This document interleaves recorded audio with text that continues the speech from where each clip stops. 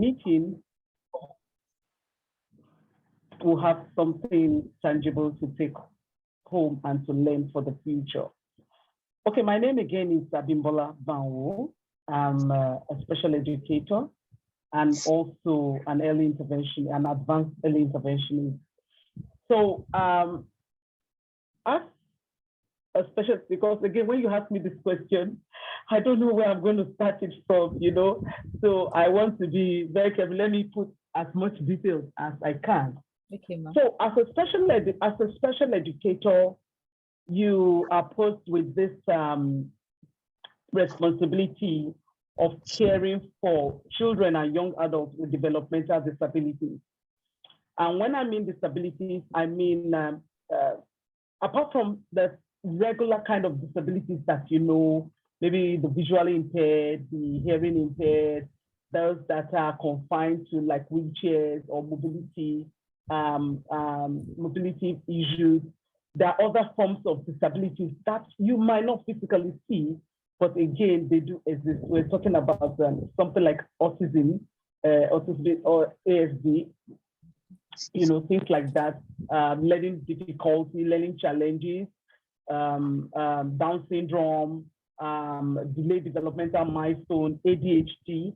So all this are, in this group of children with or children or young adults or people living with disabilities. And one of the things I do for my role is one to assess children or to assess people with disabilities. So we have designated tools that we use in assessing. And why assessment is very important, because again, maybe what you are seeing is not what the professional is seeing.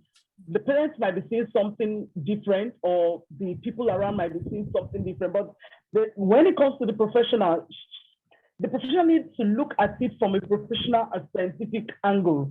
It's not as in what people are saying. There are things that we need to put to test. There are things that we need to do to make sure that, sincerely, truly, what you are saying is the truth. And that will also help us to provide solutions to what is happening. So as a special educator, one of the things I do is to do assessment, to carry out assessment using tools. There are different kind of tools based or depending on the kind of disabilities that we're looking at. Again, after assessment, what I do again is to make sure that based on the assessment report, I draw or design an IEP. An IEP is an educational plan that you need to use or, to guide, working with that child or working with that person. The truth is that for people with disability, no two disabilities have the same IEP. So each one of them have their weaknesses, they also have their strengths.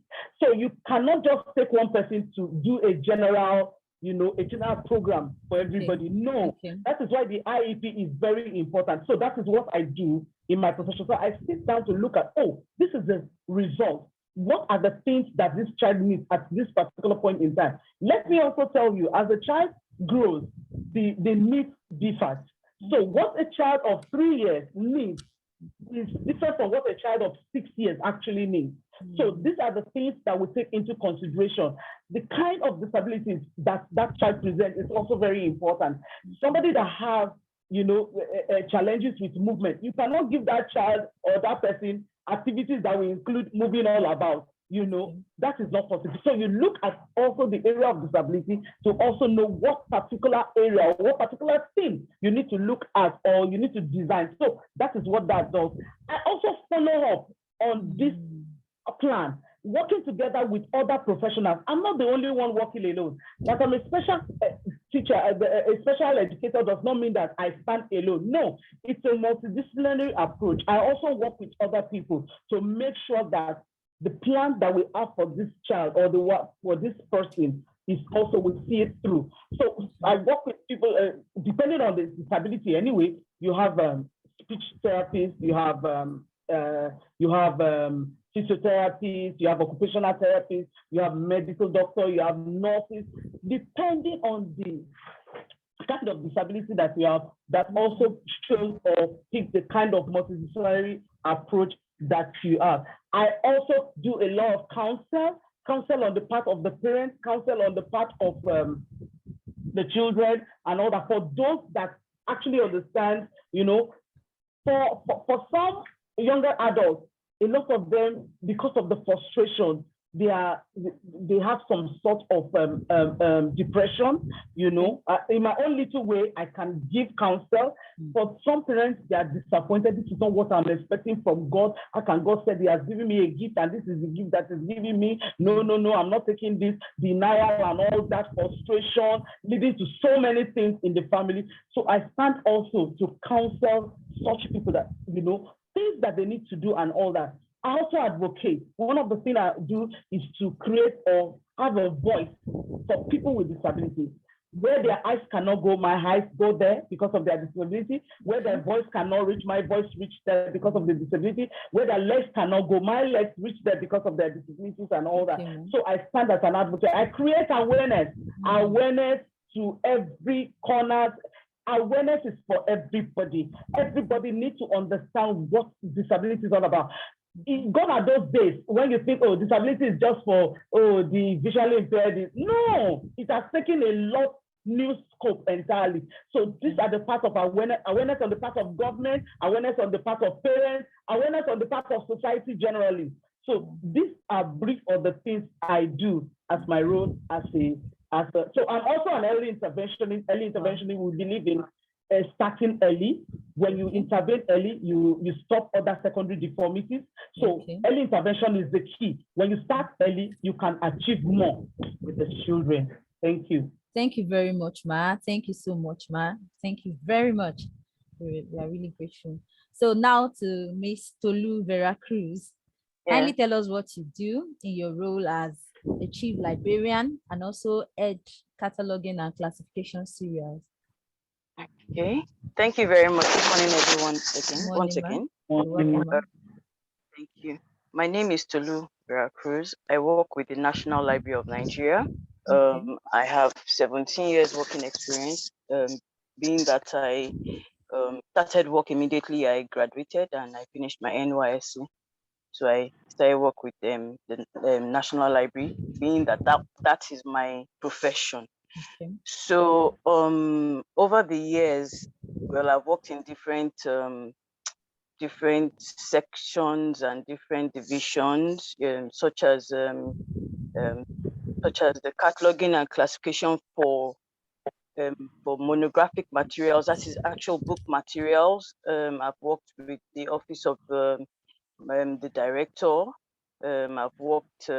These are just. I'm just trying to give you a brief blowdown before I now come down to my actual. I've worked as an ISSN and ISBN administrative officer.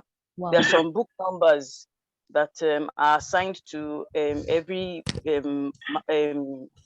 intellectual material that is written by Nigerians, you know, and are published in Nigeria. I've worked there as the head of the ISSN for serials, and I've also worked. So basically, right now, I'm the head of the cataloging and classification serial section. Okay. I'm a chief librarian, and being a cataloger means that I organize knowledge. Okay. You know, knowledge is derived from information, and knowledge is what enables people, everyone make important decisions, you know. Yes. No one can have passed through any levels or forms of education without coming in contact with information which has enabled, you know, them make proper and important decisions, and also stimulated their intellectual growth. You know, so as a cataloger, it's very important. It's very important. It's the bane of librarianship, which is, you know, because you can't just come into librarianship without knowing how to. It's a core course in all librarianship school. That's cataloging and classification. Without passing it, you cannot be a librarian. You know, it is what we call ourselves the engine room We're the people at the background, because we are the ones who organize, where what book is to be kept where. And we use special tools, special cataloging and classification tools, such as the Library of Congress classification tools, the Dewey Decimal classification tools, Sears list of subject headings, Elizabeth Moy's classification schemes for legal and law materials, so that we can organize each and every body of knowledge into where they are supposed to be. And then at the end of the day, whether your library is a physical library or an automated library, the library has to be organized in such a way that when you have your library users or clientele come into the library and speak to the circulation or reference librarian, the reference librarian, either using at the touch of after you've told them what area you're searching for, either by the title of the material, or you can just say you're looking for materials in mathematics generally, or you can limit it to if you limit it to any section, maybe algebra. I as for instance, I as a cataloger and I as a cataloger should have been able to classify such a knowledge and limit it to areas where they are meant to be. So, and also give it also a broad knowledge. So if you say you're looking for materials in, for instance, mathematics, the reference librarian would direct you to the shelf, or to the shelf, or would link you up in the catalog to the area where you can get materials on mathematics. But if you now want to limit it to, for instance, algebra, I also as a cataloger should have been able to limit the material, at the point of classifying, giving it a class number, at the point of assigning class numbers. I should have been able to also narrow it down. So being a cataloger, it means that I have to have in-depth knowledge of every book material, of every organized body of knowledge that has been penned down in a book form or even in a magazine form, such that anybody looking for any information source should be able to access such information source with ease and in a timely manner. So, how do I put it? I evaluate, I process, I make sure that knowledge is accessible and usable for people who seek them as at when they need them. As a librarian, we have how do I put it? We have some governing, we have some codes of ethic governing, our work, which is that we should not waste the time of an information seeker. We should also ensure that if every information is accessible, every information is usable, and we should also make sure that information is organized, and reliable. We also are able to, because our information sources have to be reliable reference sources. We cannot put out misinformation and or disinformation. So all of these have to be sifted out and categorized in a way that information seekers can access them. Whether they are now the information age is going more electronic than the hard copy now. So we also have to be trained. We also have to be trained and retrained, to be able to meet up with the current information dynamism, that is so as to be able to match with the information seeking patterns of our clientele. Yes. So basically, for my own job schedule, I classify, I call myself an information manager, information broker, and a knowledge organizer, because that is what I do basically. Okay, ma. Thank you very much, ma. Thank you so much, ma. I would like to direct my next question to Mrs. Abimbola Banwo. because I just got to know that she has a limited time with us. So before she leaves, so I would like to maximize the time. Thank you so much, ma'am. Thank you, Miss Tolu. Thank you so much, ma'am. So, Mrs. Banwo, what's the importance of being a special needs educator, an advanced early interventionist? What's the importance? Okay. Very broad question. Very, very broad. But the truth is that we are all born equal, and nobody should be let out in the scheme of things. But for some people, for some children, they've had some sort of challenges, maybe from birth as they are growing, which makes their accessibility to some of these things, very like they have limitations. Okay. What a normal, in quote, child would access easily, they might not be able because of the fact that there's some limitation as concerning their development. So why I'm here is to make sure that I bridge that gap as much as I can. Okay. Make sure that they are also counted in the scheme of things. Okay. Make sure that the era of killing children with disabilities, I tell you, some people are still doing it. Whoa. In this Nigeria that we have. There was a time we went for an awareness program in one state, which I don't want to mention. And a woman called me aside and said, you came all the way from Lagos here. You have time for children like this? He said, yes, they are part of us. And I said, in their own side, once they give birth to a child and they notice, the birth attendant, they notice that there's a problem, and all that. It's not all that you can notice, but again, these are practices that they've been carrying on for years. He said they have one pot and all that they just drop the child or throw it there, and by the morning, the child is floating and all that. They wrap it and go and throw it. I said, like, you throw it. She was telling me, I said, you throw it into the bush, and dogs will come and eat it? Yes. And I tell you, there's a lot of practices, myths, different myths attached to children or people with disabilities. Some believe that they are meant to be used for begging. That is where I stand, that look, there's equal opportunity. There's no way A is born that B is not born like that because he has disability or because he has some challenges.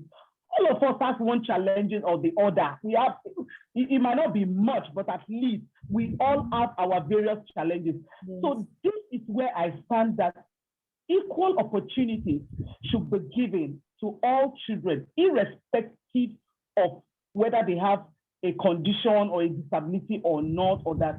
For also people to know and understand that this is a very important area. It's important because there's ability in disability. And until we try and test all these children, all these people, we might not know the kind of abilities that they carry. A lot of them are doing very well in the area of music, in the area of art, in the area of craft. They don't necessarily have to be a genius going to a university, reading all those big courses and all that. In their own little influence, in their own little area, they are going to influence quite a lot of people. They are going to change the world. They should be just positive changer.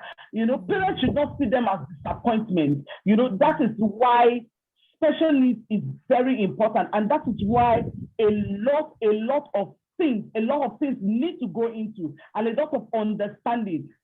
This is not just a career for money. God at those days, this is a ministry. This is a passion. You have a passion. You are seeing a child there. The child cannot communicate. You are seeing a man there. He cannot navigate his way because he has issues with sight and all that. You should rise up. My own calling is to rise up and bridge that gap for these children or for these people. Thank you, Ma. A quick one, ma. Is this a profession that you will advise young people to aspire to? Why not? Oh my word. I've been working as a special educator for the past 25 years. Okay. I studied from the University of Jos, and I also studied from the University of Lagos. I also had international training across this nation. Okay. If it is not that important, why will I be going and doing all this? Yes, you also should have a maybe like a sort of a second degree or small understanding. There are a lot of diploma courses all over the place that you can do, because you don't look. Disability does not tell you when it's going to come. We've asked people, they were living very well, just an accident, and something happened. Just accident. And they are back at that time where they need the services of a special educator. We're not praying for bad, we're not praying for evil, but this thing just happened. It is a profession I want to see these young people go into. Not only that it's fulfilling, it's a calling, it's lucrative. It's lucrative. And it's no more what you used to know about special needs before. Okay. There's a lot of things that is happening. There's a lot of digital advancement in the area of special needs and all that. A lot of things. It's an area I want young people to look at, and not just only fulfilling and being affecting humanity, but also a cool making money investment or occupation that that they can dive into. Yes, it is very well. Thank you, ma. Thank you, ma. And on a closing note, please, ma, can you give us the kinds of soft skills that are necessary to develop into, as in you need a particular skill, maybe some skills that you will need to develop this profession? My sister, you have to be very patient. Yes, ma'am. You have to be very patient. Okay. And when I mean patience, it has to be extraordinary. Patience in the fact that parents will come to you. You're not doing anything. This child has not been talking. We have been here with you for the past. You can't shout back. Yes, you know you're doing your best. You know you put everything in place. You have to be patient to listen to them. These who are frustrated, you know, they want the best for their children, in as much as you also want the best for that child you are working with. But again, the truth is that you have to be very, very extraordinarily patient. You have to understand teamwork. Teamwork, because you are not the only one. You are not the only one that will make a forest. You have to work with people. You have to understand what others are saying. If people are seeing it from this angle, you should also sit down to see it and look at it. Oh, okay, no, I feel that we can tilt a bit towards this side, or we can do something a bit more on this side.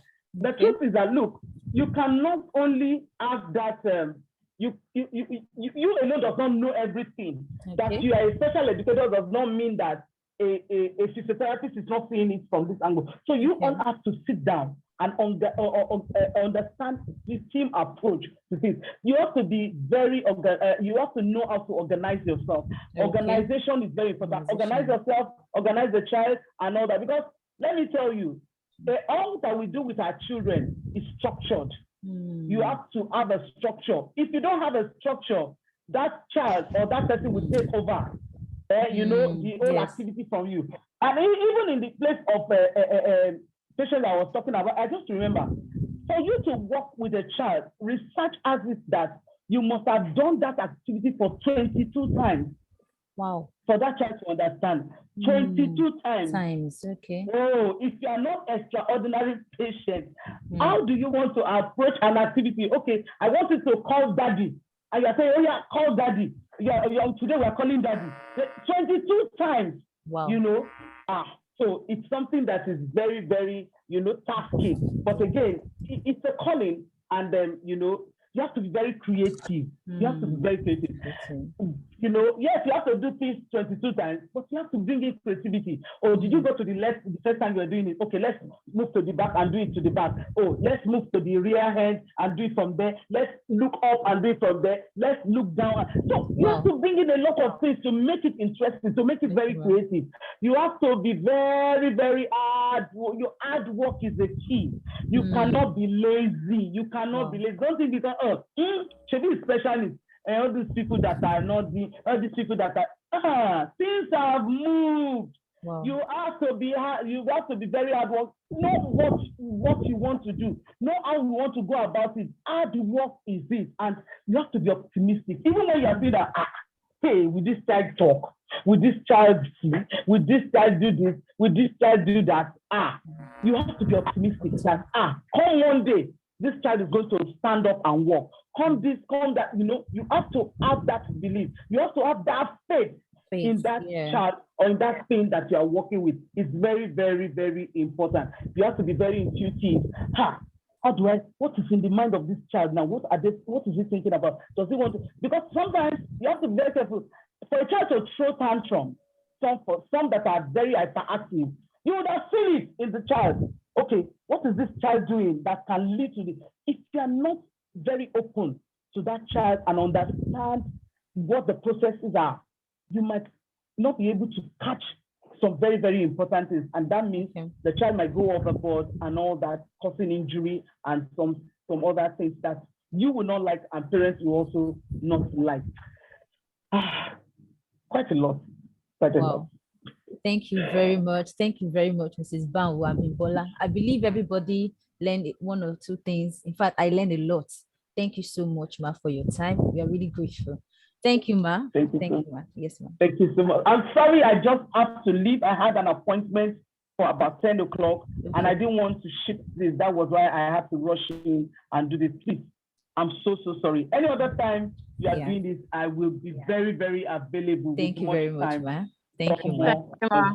Thank you, Ma. Thank you, Ma. Bye, Ma. Have a lovely day. Thank you, Ma. Bye, Ma. So, Miss Tolu, Vera, Cruz. Yes. Yes, Ma. So, how did you get into your present role?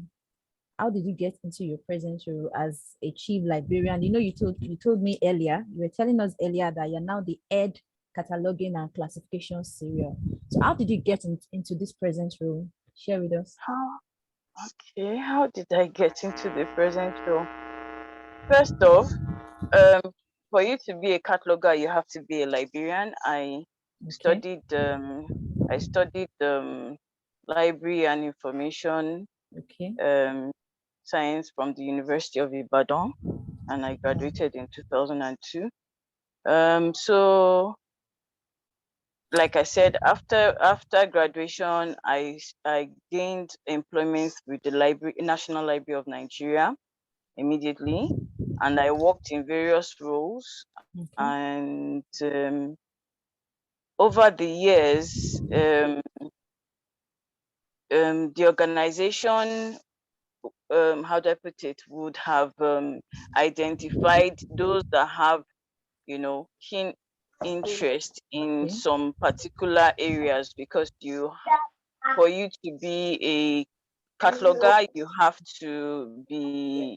to have a keen interest in it.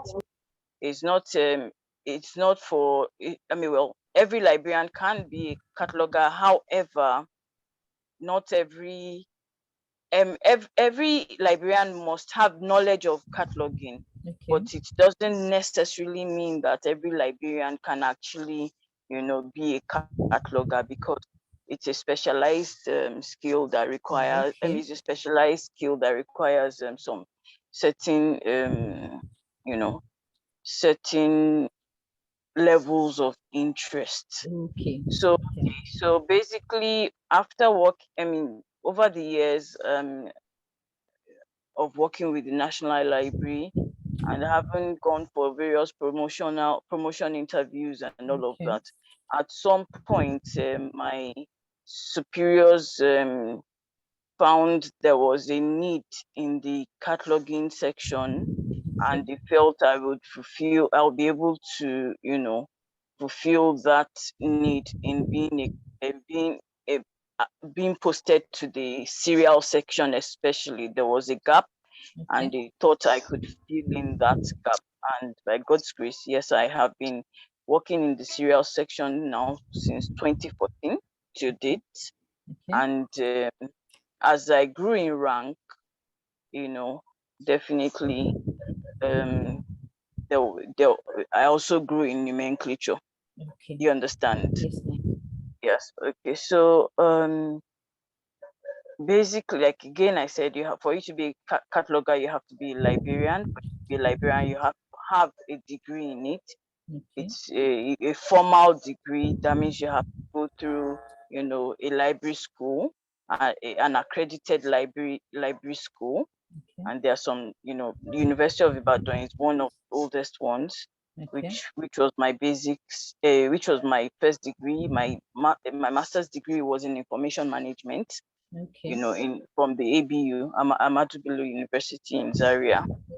So that also helps, or that has also helped, to strengthening my skill set on how to classify, on how to organize knowledge. Information, I told you information is derived from, knowledge. Knowledge is derived from information. Yes, knowledge is derived from information. And so having a master's degree in information management has also helped, to in enabling me know how to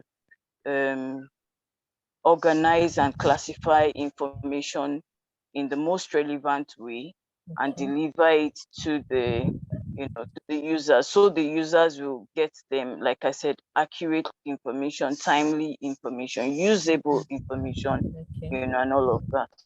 So that is how I got into my current role. Thank you very much, ma. So another question is this a profession that you advise young people to aspire to? Certainly, because it is very interesting. Librarianship is a very interesting profession. It doesn't limit you. Rather than that, it broadens your mind. It changes the way you look at things, because you can't just look. For me now, when I pick up, for instance, being a cataloger, when I pick up a book material and I go through the forward and I go through the introduction, the way I look at the book material is probably different from the way a non-studied eye looks at a book, because I look at it in the aspect of, okay, this, for instance, this book is talking about literature, but what aspect of literature? Is it talking about prose? Is it talking about poetry? Is it talking about, and then there are some Nigerian authors, in my office, we always make fun of some Nigerian authors, especially those that write about the Christendom, for instance, because yes, Christendom is broad. You can, and sometimes, yes, it's very broad, and sometimes when you come in contact with a material, immediately you know, oh yes, this author, maybe from his name, maybe from the title of the material, you might know that, okay, this author, maybe there's something mentioning Christ there. This author is talking about something to do with Christianity. However, I would be very wrong to just place that material on Christian life, which is for instance, Christian life is a formal subclass heading, a class. It's a broad-based class heading where you can put in any material that is talking about Christendom. If I do not read,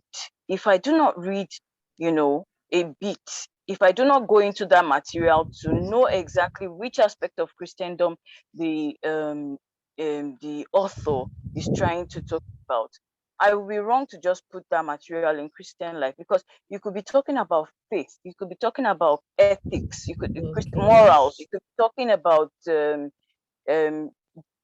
life of Christ, you could be talking about second advent of Christ, So, and all of these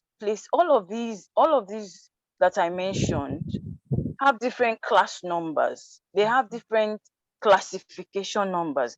They have different classification numbers that place them specifically in these other aspects that I am talking about. Do you understand? So basically, what I'm trying to say is that librarianship is a very interesting field, yes, profession, and cataloging more so, because you then become a master of knowledge. You cannot just you can't lump knowledge into, you can't lump it together. We are not allowed. We have to we have to dissect it to ensure that what is meant to be where is actually there. You understand? We have to ensure that we get into authors' minds, no matter the topic, even if it's chemistry, even if it's physics, even if it's biophysics or whatever it is. We have to make sure that every book material, every knowledge resource is placed where they are meant to be placed. And as such, we are how do I put it? We are actually very intellectual. Librarianship is for anyone who wants to be intellectual, who wants to know a bit of everything. You have, yes. So it allows you broaden your mind. It allows you look at intellectual resources from different aspects of it, and in putting in classifying them, you also have a knowledge of everything. So in future, for instance, maybe you have an interview or you're speaking with somebody who doesn't expect that you know anything about their field, but because you've come in contact with those resources during the course of your classification, you are able to talk, and not just talk out of place. You are able to actually articulate what you're saying and let them understand that I'm not just like the average Nigerian feels that the librarian is somebody who dusts books or who just arranges books on shelves. No, it is very wrong. Nobody would have passed through any formal school or any formal education, without the help of librarians, because we help. When you're writing your thesis, you have to go to the libraries, you have to consult, whether electronically or physically, with materials. For you to be able to access these materials and reference them, librarians are the ones who would have helped. Wow. Yes. So I mean, there's so many aspects of librarianship. It doesn't even just end with cataloging. There's the publishing aspect of it. There's the indexing and abstracting aspect of it. There's the knowledge management. You can work in a place where as you can work as an administrator. A librarian can also work as an administrator, because we articulate knowledge. Do you understand? We articulate, yes. So we work as information managers. For instance, we can even work in supermarkets. All these putting, for instance, having aisles where you have some different materials in different products in different places. We can organize it better and faster. Knowing which one should come first. We are very detailed. Basically, we look at before we put one thing before the other. We look at why this has to come before the next thing. Yes. So, and also for law, there's some librarianship. We have law librarians, because law materials are special materials. You can't just say, oh, okay, because you're reading this law report, but you can't just say this. In law, we have civil law, we have different aspects of law. So we have to also make sure that everything is articulated in line with that profession. That is why you have some lawyers who have first degree in law, and then go on to have a master's degree in librarianship, so that they can combine the knowledge of the two and use it to organize their library. A Wow. law library is a special library. Same thing goes for medical library. There are medical librarians, you know, and then there are reference librarians, you know. So there's, and then as a librarian, you can also be a book editor, you know, if you go into publishing. You know, because there's a course during the course of one's first degree, you have to take a course on publishing, and you also have to, you know, pass that. So librarianship is what, you know, it's not just about books in its either hard copy or in its soft copy. Okay. It is about information and how best to manage it. Okay. Thank you very much, man. Thank you very much, man. Like you said, in short, knowledge is power. So in every ramification, librarian is being needed. Thank you so much, man. So another question, what kind of skills, I mean soft skills, do you think are necessary to develop into your profession? Soft skills, we'll be looking at, you have to be detailed. Okay. You know, you have to be articulated. Okay. Have to be objective. You have to look at every material or every body of knowledge you come in contact with objectively. Okay. You can't subject it. You can't subject knowledge to where you want it to be. You have to be objective, and then they are guiding. We also have guiding. We have a book. We have a guiding principle called Anglo-American cataloging rules too. Okay. It's a rule that governs, for instance, if a book is multifaceted, there are some rules that one has to follow, you know, in order to be able to say, okay, this body of knowledge or this book that contains this number of knowledge has, we'll first bear this as the first, you know, how do I put it? You can organize a book and give it, for instance, 4 subject areas where if a search were to be conducted for that particular material, it will come up. Okay. So you have to be objective in using those rules. You cannot subject, you can't say, oh, because for instance, maybe in a physics textbook, maybe because optics came up first, you would now say, okay, this book is let's put it in under optics. No, that you have to be objective by following the laid down principles and rules that govern, you know, classifying materials. So you have to be objective. You also have to love reading. You have to read. You cannot not read as a librarian. You have to broaden your own knowledge by reading as well, because where you if you limit, if without reading you limit yourself, and you know, in doing that you can also misguide or misdirect information in the wrong direction, which is not. You have to be patient. You have to be patient as a librarian. You cannot.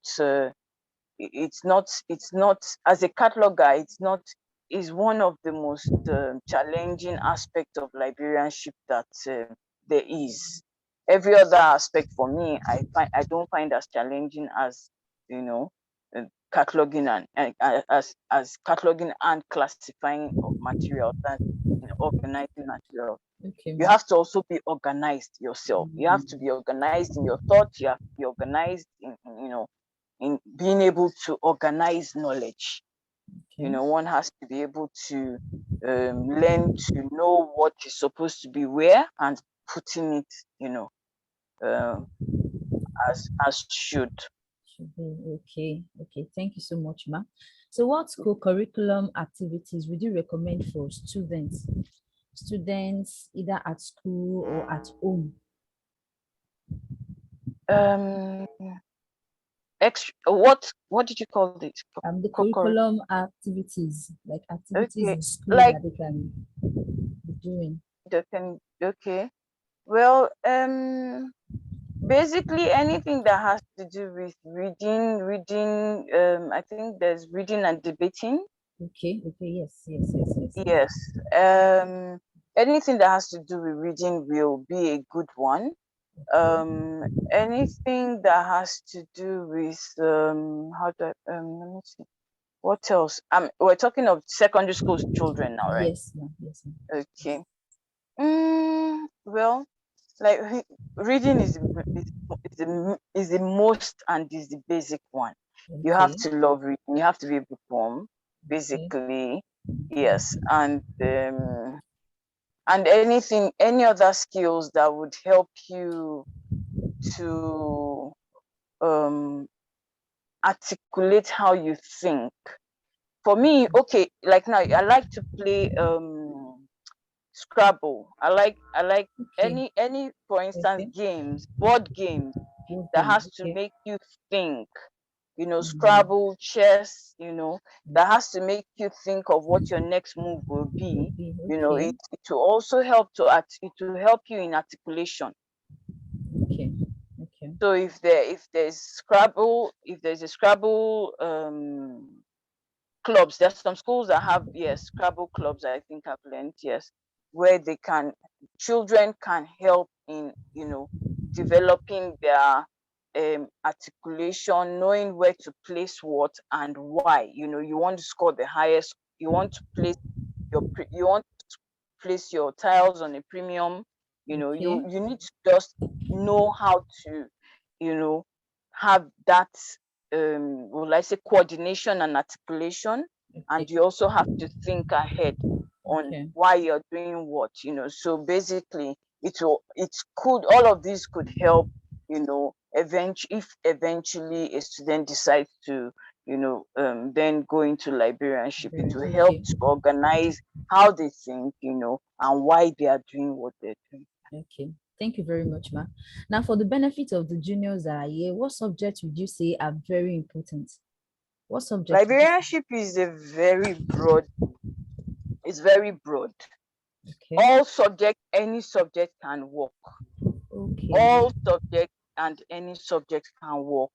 It's not a limiting profession, because like I said, it covers for librarianship, you're looking at covering every aspect of the body of knowledge. So Okay. it's not limited. I was a science student while in secondary school. So for my jam subjects, I think I did mathematics, English, maybe physics, I can't remember, and I also did economics. So maybe Okay. I can't remember. Yeah, so it's broad based, and any subject will work. Fitting. Yes, Okay. as long as you have 5 years credits and above in your O level. Okay. Thank you very much, ma. So I want you to give us a closing remark on what you want everybody to know, both the parents and the young prospective students, what you want them to know about being a librarian and also a cataloger. Thank you, ma'am. Well, closing remarks would be, contrary to what people think, that librarianship is just about dusting of books and keeping books in a space or an enclosure where we call libraries. Librarian. Librarianship has gone beyond that. Okay. Librarianship now is very versatile, is very broad, because the information seeking ways of users have also changed and is constantly evolving. So librarians now have a challenge of using even social media to deliver information to their clientele. We use our phones, everybody has tabs now.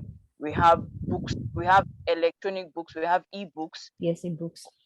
Yes, and these ebooks also have to be organized, because, for instance, if you're studying to become a doctor, and you need materials, for instance, on neurosurgery, Okay. a librarian cannot just forward you a book on medicine and tell you to start searching for what you want. It's wrong. Okay. We Okay. have to give you what you need exactly, Like a so that, recommended book, ma. yes, like either a recommended book, or even now we can even go into researching your for instance, your what's the chapter 2, your in every thesis, we have what's called literature review. Okay. A reference librarian, some reference librarians have even gone further to be able to articulate, a lot of materials, research materials, papers, and all of that, sections of textbooks, to be able to give you valid information, that you can refer as part of your thesis, so we can deliver to you exactly what you need, and then you would the information user will then articulate it, better to be able to, for their own information requirements. Okay. So so librarianship goes beyond, like I said, having books in a physical library. It has gone beyond that. So librarians are now being equipped to be able to deliver, information in whatever medium, and format that the information seeker requires them. Okay. So even if it's electronically, we are there. So if it's physically, we are also there. For instance, during the COVID lockdown, in some advanced country, they had drones delivering books to their clients in their houses. Yes. Wow, that's a good one. Yes. So I mean, in human beings will always require information for different things, and as such, the librarianship profession can never go down. Rather than that, to keep evolving, and we as librarians will also keep evolving to be able to match up with whatever the information needs in whatever medium that our clients require them. Okay. So librarianship is a very, very interesting profession. Cataloging is even more so interesting because we have to read, we get to know what goes where. We have to articulate, the body of knowledge in a relevant way. Okay. That would make sense to, the information seeker. So we help people to become. We are the ones who help people become whatever it is they want to be, and we also help them to articulate, by, for instance, even advising at the point of publishing book materials. We advise how a book is supposed to look. You have preliminary pages, you have the introduction, the forward, and all of that. Okay. That is also the function of a librarian. To be able to tell, to be able to, in every publishing house, I want to believe that there is a librarian who articulates, how a book or information resource is published. Otherwise, at the end of the day, you just have different junks going out that cannot be cited in terms of reference, in a proper, if you cannot cite what I'm trying to say is, if you cannot cite an information source, then it is not a relevant information source. Librarians make sure that every information source that can be used have vital information. You have to ensure that the author is valid, the source that you are quoting, the author of a material is actually the owner of that intellectual property. You understand? Yes. And that the qualifications of that author matches with what the person is putting out, the output. Do you understand? Okay. So at the end of the day, we organize knowledge so that they can be relevant, useful, deliverable in a timely manner, and we articulate it, for the clients as best as possible. Thank you so much, Mr. Lou, Vera, Cruz. Thank you so much for your time. Really learned a lot. We really learned a lot. Thank you very much. And to all the participants, thank you for coming in. So I would like us to leave this room and go to the main room. So we'll be able to talk to the director. Thank you. Thank you very much, ma'am. Thank you. Yes, ma'am. So how do I click it? there's a leave room there Okay. on the screen. So you click on it, it take you to the Okay, main. leave here. Yes, it take you to the main room. Main. Yes. Leave room. Okay.